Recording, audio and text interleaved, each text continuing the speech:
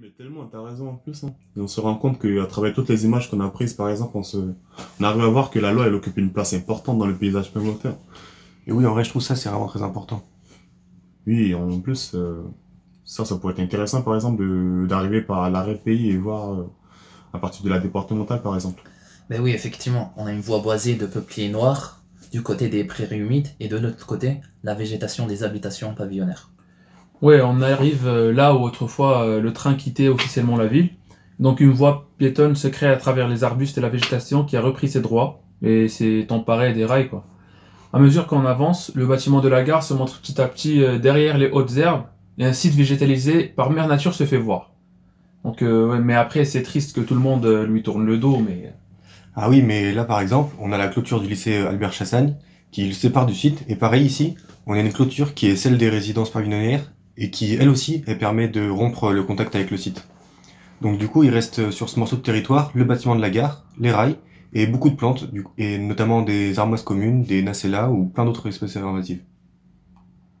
Après, on pourrait dire qu'il ne reste plus grand-chose sur ce site, vu qu'il n'est pas valorisé depuis sa fermeture en 1999. Bah, effectivement, sauf que cette biodiversité-là montre une réelle activité qui se déroule sous le sol.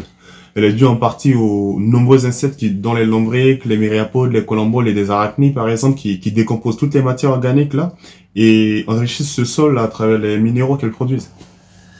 De plus, Paimboeuf, ancienne ville industrielle, portuaire, ferroviaire, est aujourd'hui en reconversion, ou presque.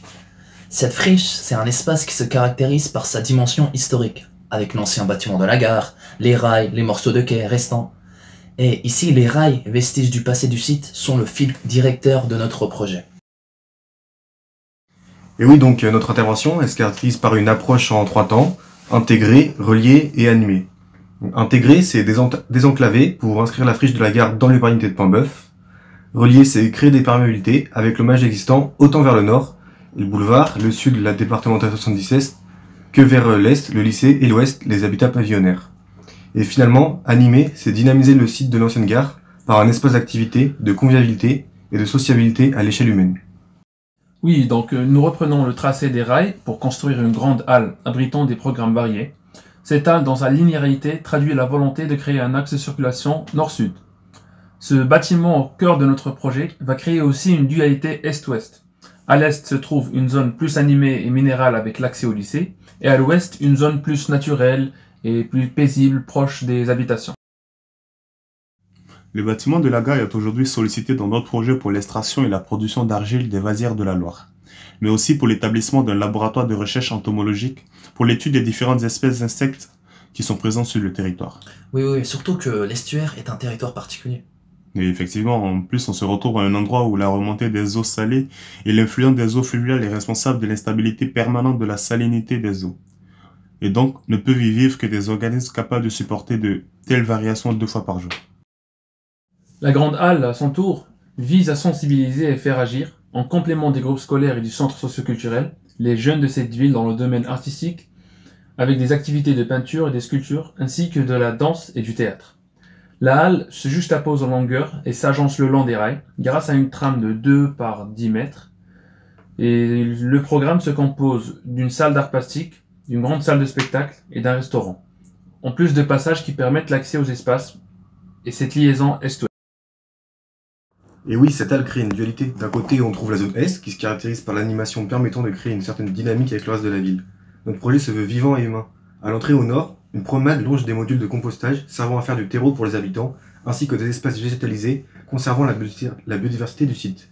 En se dirigeant ensuite vers le sud, on retrouve un espace public filaire à l'image de la forme du site. Les gens s'y promènent et peuvent s'asseoir et se reposer tout en regardant les activités ayant lieu dans la halle.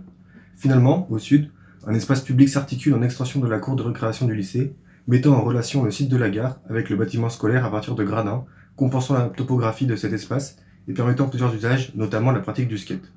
Dans toute cette zone est, on distingue un langage plus minéral. En effet, le béton permet l'accueil d'activités en tout genre, bien que la végétation reste toujours présente et soit au cœur de notre projet. L'halle continue en un cheminement piéton qui reprend les traces des anciens rails de train dont la structure est toujours visible. D'un autre côté, la zone ouest de l'ancienne friche est plus calme, plus sereine et plus tranquille, avec une quiétude qui règne en harmonie avec la vie des riverains. juste à côté, dans le tissu pavillonnaire, qui peuvent désormais avoir accès depuis une petite venelle vers l'espace de l'ancienne friche. Donc l'intervention redessine la naturalité existante déjà très sauvage de la friche. Oui, pour cela, il y a une trame au sol à partir d'un module carré de 2 mètres par 2 mètres qui va se positionner spécifiquement pour créer une spatialité paysagère.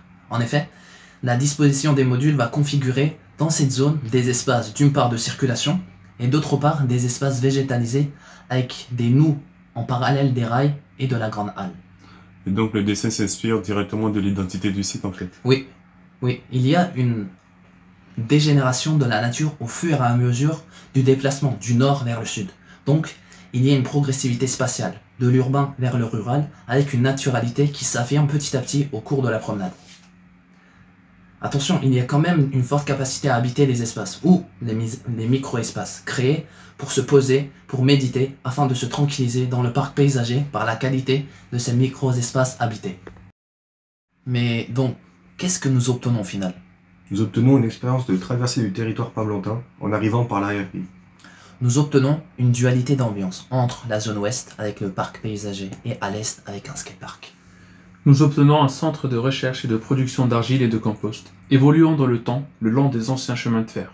Et enfin, nous obtenons une valorisation de la biodiversité autour d'un programme d'expression artistique et culturelle qui se veut en symbiose avec les matières et le contexte pemblotin.